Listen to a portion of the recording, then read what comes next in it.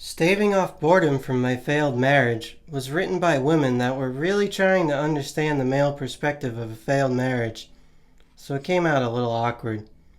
For example, the first season completely ignored the fact that the female lead got sexually serviced anytime she wanted, but the male lead never had an orgasm, ever, like not in his entire life.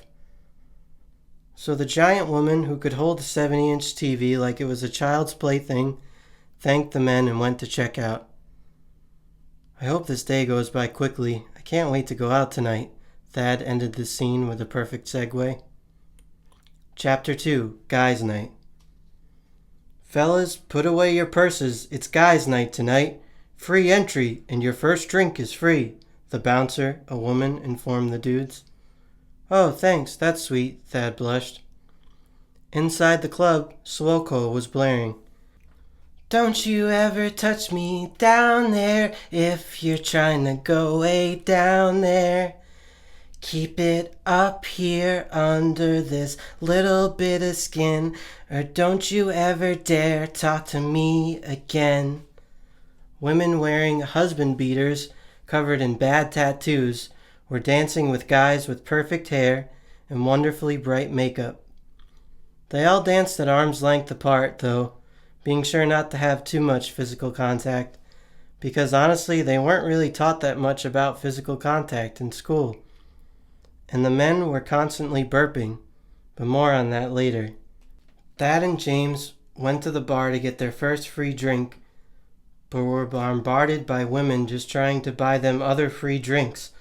Literally, they were smacked by boobs and other body parts as they were drooled on and yelled at. The guys were trying to be polite and appreciative of the attention, but it got too overwhelming, and they excused themselves to the bathroom. This club scene sucks, James barked. Thad agreed, nodding his head, but then debated. Yeah, but where else are we going to meet anyone? The cornfields? There was one girl at the bar who didn't look that terrible, and her gut wasn't even hanging over her pants. I'm going to try to get her number. Back out at the bar, Thad talked to that not that terrible chick whose name turned out to be Moana. Meanwhile, James debated cheating on his girlfriend Hallie, but he couldn't do it. He was just too nice of a guy, even if she didn't ever touch his penis.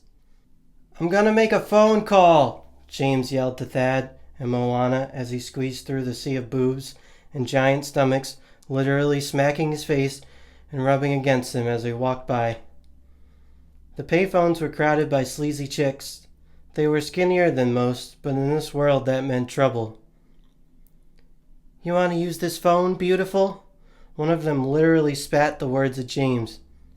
Yes, please, he annoyed. You gotta lick my clit if you want to call some chick, the woman asserted. Fuck off, James retorted, kicking her right in the boob, which to that woman had never happened before. All her brain could muster up was male on female violence. This can't be real. I must have taken some bad drugs. So she walked off in a weird haze. James watched her reaction with a smile that grew as she left. He picked up the phone and dialed. Hallie, please come get me from Athena.